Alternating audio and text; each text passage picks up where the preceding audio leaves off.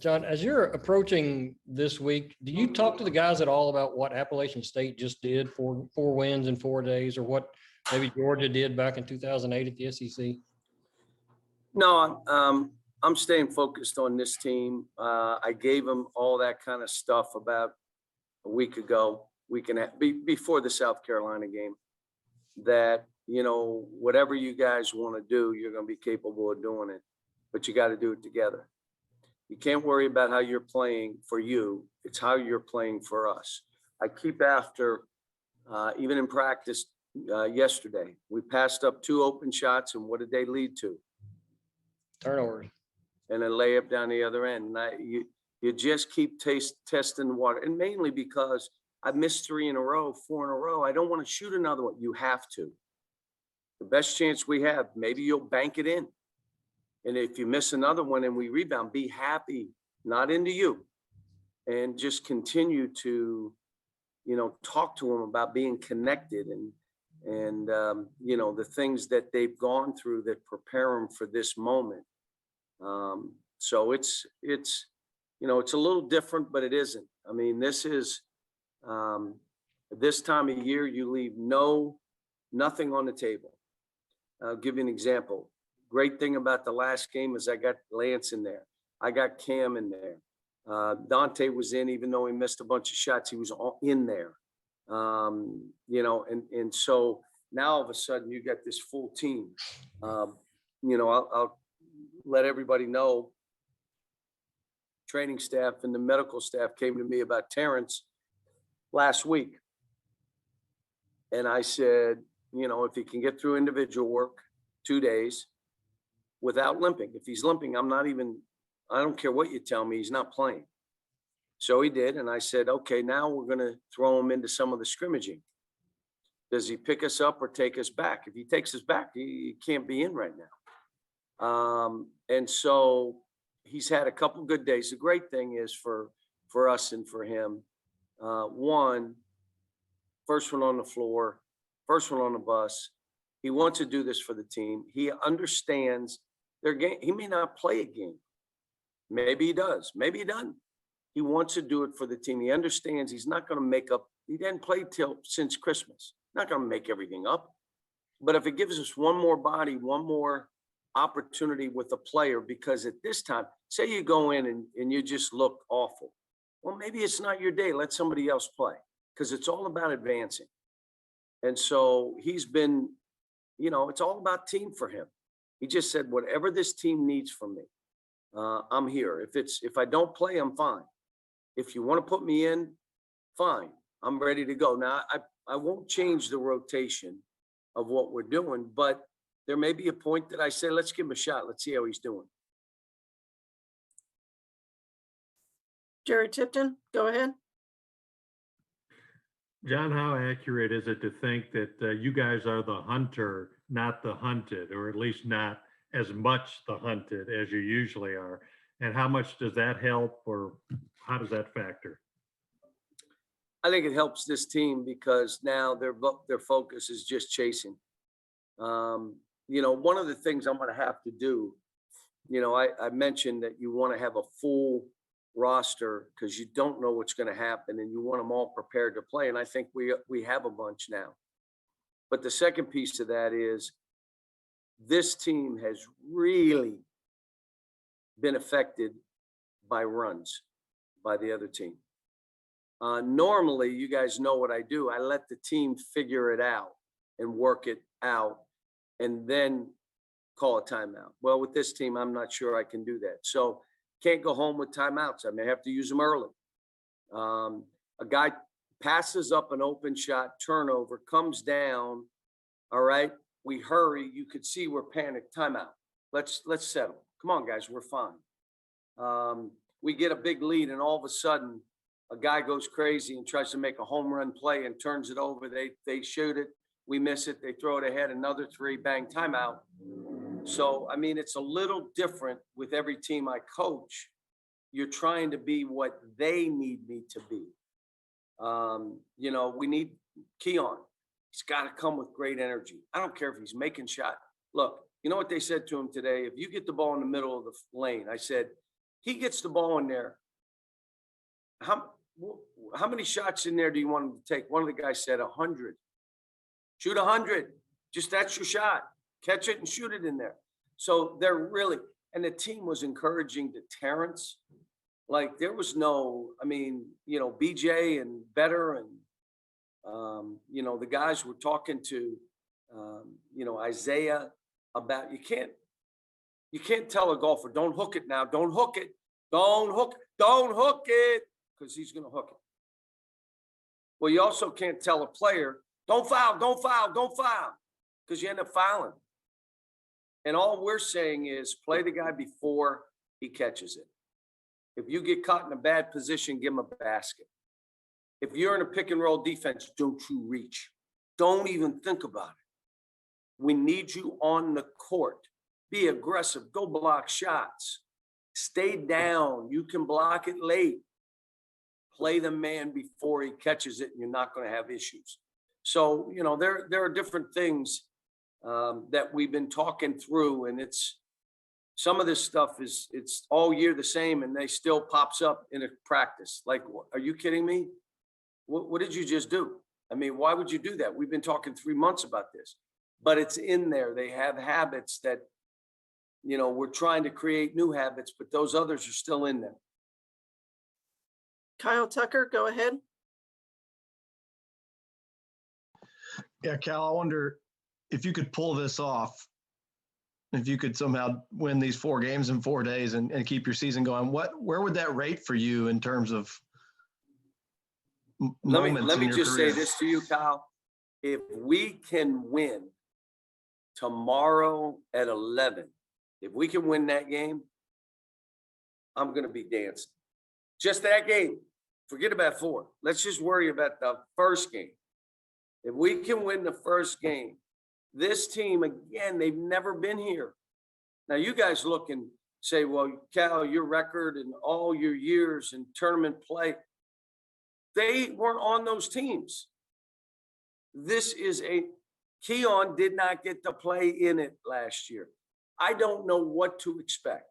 What I'm hoping is they fight, they play fast, they take open shots, and they're connected defensively. That's what I'm hoping. But we don't know. We don't know. These guys, they haven't played in this stuff.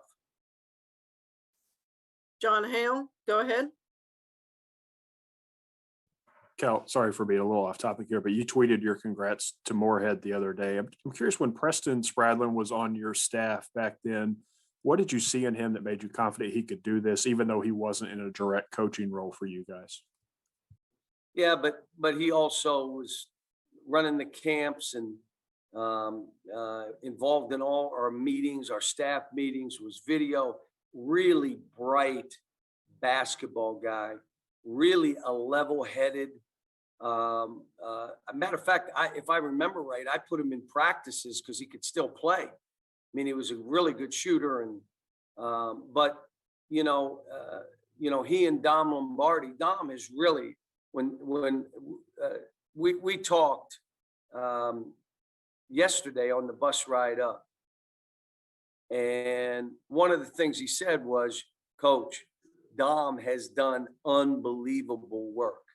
He has been just an absolute giant, and that's what he's about. I mean, pushing the guys around him, you know, not worried about himself. And I told him, man, he said, my team was tough, Coach. They were tough. And so when you look at it, you know, and I know that's how you win. And I told him, I said, you should go into this thing. Look, doesn't matter. No one's going to want to play them. You got some teams out there that are mid-major teams that you're like saying, who wants to play them? Our case, we're worried about a game tomorrow at 11, but I'm happy that those guys have done what they've done, and they're in the NCAA tournament and they won their league, and you know, it's just been good. Larry Vaught, we'll come to you next. John, it's maybe an unfair perspective, but just sitting here where I am watching you, you seem kind of more energized and more rejuvenated, maybe a little bit more optimistic than what you were just a week ago. Is that a bad perception on my part? Yeah, probably, but I would say, I have been positive about this team. You know, when we started getting it going, the problem is they revert and then they start again and then they revert and then they start again. And most of it's based on the way you have to play winning basketball. One is really hard. Like it's hard. It's physically hard. It's mentally hard. It's tough. Rather not have to do that. It also means you have to share. You got to be more about your teammates and yourself. Yeah, that sounds good, coach, but I want to get mine. And everybody that's calling me is saying, I got to shoot the ball and you're the best player. And why don't you shoot more? And, you know, I'm hearing all that. And, you know, I need, and then the other thing is, again, you got to take the plays that are there for our team. Yeah, but when I miss, you know, I'd rather do something else because I'm kind of embarrassed. I missed 3 wide open shots and now I got to, I mean, and then we revert. And then when they figure out we can't win this way, they go back. But I haven't budged on this. I haven't cracked them. Feel good coaching them. And today I was great. And then when I'm on the court teaching and coaching, it reminds me why I do this, you know, and going through the tough sledding. Why am I doing this? But when I'm on the court, I'm coaching and teaching. You're like, this is why I do this. When I see guys getting better, when I know the impact of the program, you know, it was funny. It was Leon Rose's birthday yesterday, and he and I talked, and he talked about Emmanuel quickly and thanked and what you guys do and how they learn to fight and make their way. He said, Cal, I got to tell you, game ended last week in Madison Square Garden. Played okay, played pretty good. And I'm walking out of the building. He's in Madison Square Garden getting up shots for another 40 minutes. That's what this is, man. You are responsible for you. You have to master your craft. This isn't Showtime AAU. This is about learning to fight. And you know what? As I do this and know where it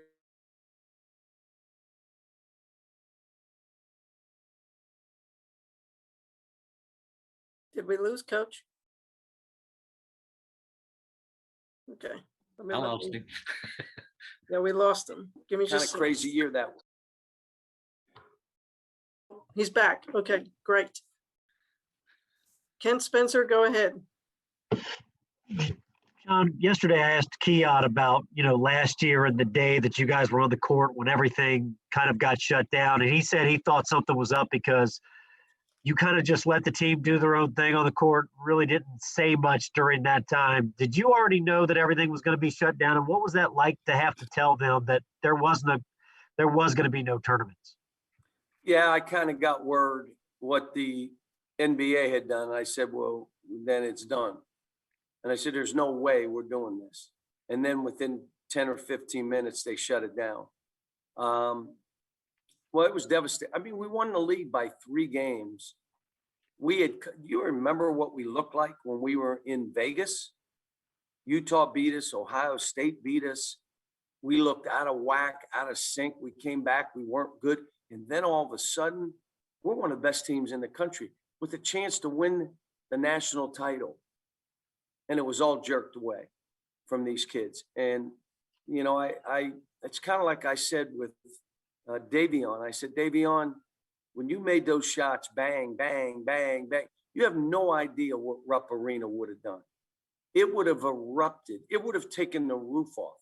You would have been 60 years from now laying on your deathbed. The last thoughts in your mind would have been those shots and that fan base going crazy. You didn't get to experience it. Well, guess what? They didn't get to experience the NCAA tournament and making a run to win a national title. And it was just unfair, but it was unfair for everybody. Think about what we've been through. And for this program, not having summers and not having the fall and having a ridiculous preseason schedule, which put us on our heels. If you have 2 or 3 more wins, we're not in this position right now. And you have teams that played the kind of schedule that gave them the wins that got them going a little bit. So just been all crazy. my focus though hasn't changed. It's been, how do I let these kids know I'm with you and I'm not budging? Now, I'll say this, I'm holding them accountable if you're watching me coach. This ain't like, hey, go do what you want. No, we're playing and I'm holding them accountable, but they know I'm for them. They know it. And that's what I want it to be about. Now, if we're to make a run, we're to win tomorrow, it'll be because they want to. That's what it'll be.